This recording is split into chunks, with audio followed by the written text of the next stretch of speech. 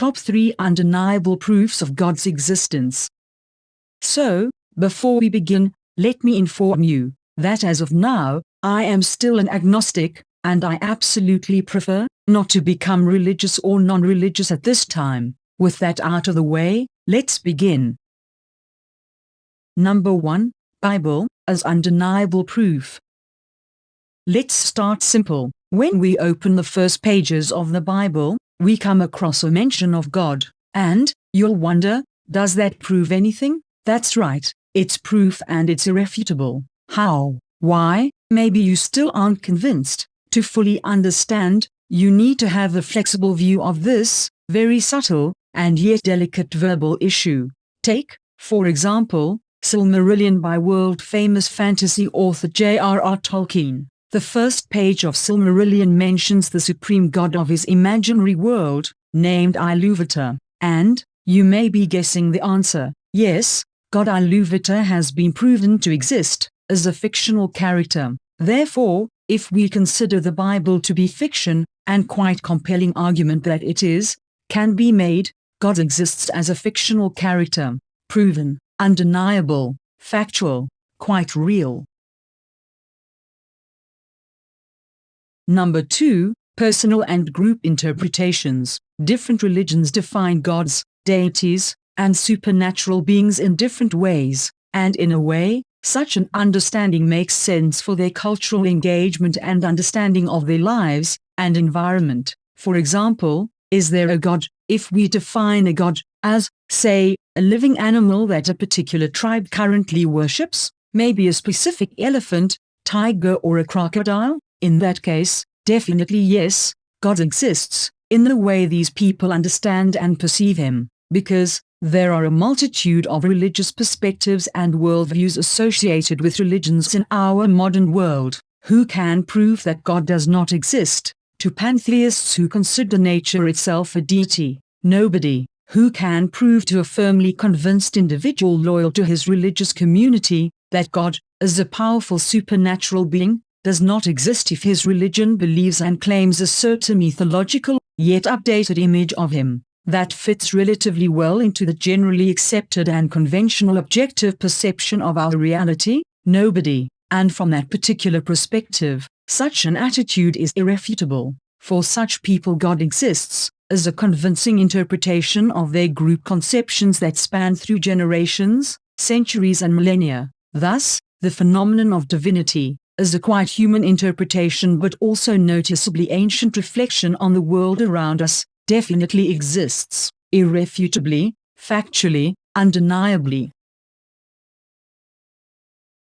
Number 3. Historical proofs of God, and multiple levels of God's existence. Simply put, gods and deities of all kinds, forms and powers are part of our history, whether they are hypothetical and as of yet, unproven post-humans of terrestrial or extraterrestrial origin, cosmically powerful creatures, locally favored spirits, or hallucinatory phenomena of highest disorder, they all exist. They exist as thoughts, ideas, concepts, fiction, legacy and heritage of our civilization. Such a thing historians, anthropologists, psychologists, sociologists and philosophers of all ages can definitely assert and personally confirm without much trouble.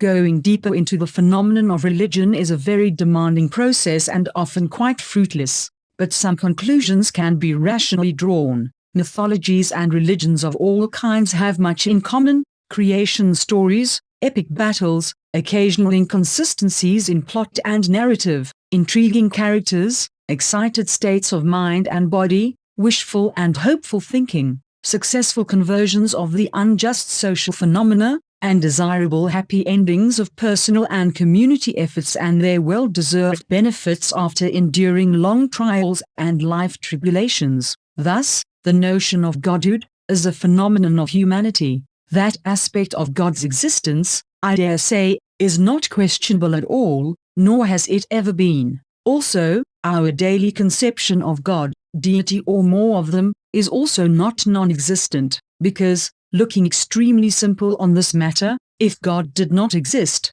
we would not think about him, we wouldn't know about him or her. Of course, we could invent him, her, or them, and they would, you guessed it, start to exist. Personally, I believe that a God who does not exist is only the one who was never created, or has been forgotten or abandoned throughout history.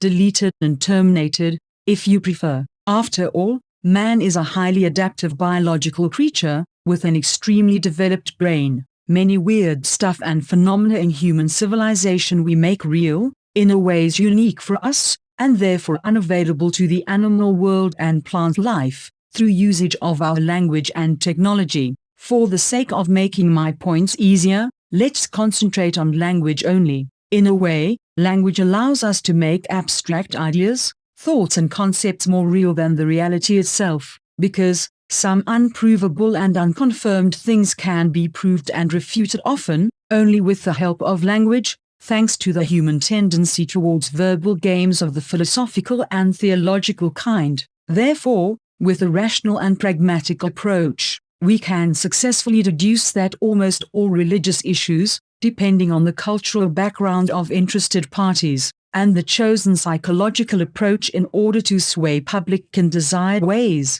can easily be re-examined, logically proven or disproven, on the solid foundation of our highly developed civilizational achievements, language, and verbal prowess. You still don't understand what you're dealing with, do you? Perfect organism.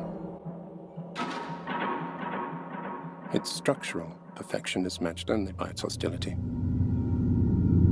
I admire its purity. A survivor. Unclouded by conscience, remorse, or delusions of morality. Last word. I can't lie to you about your chances.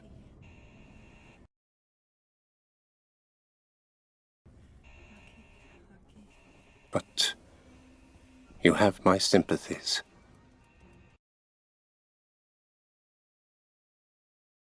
Epilogue. Was this video exactly what you expected? I sincerely hope it was not. Maybe this video hasn't yet convinced you of the existence of God on multiple cultural levels of our reality, or maybe you believe I didn't try hard enough to find the right questions, and most desirable confirmation to the religious outcome I could very much wish for, if I was of different mindset than I currently am. If you think so, feel free to let me know of all your impressions and opinions in the comment section below, and farewell until our next meeting.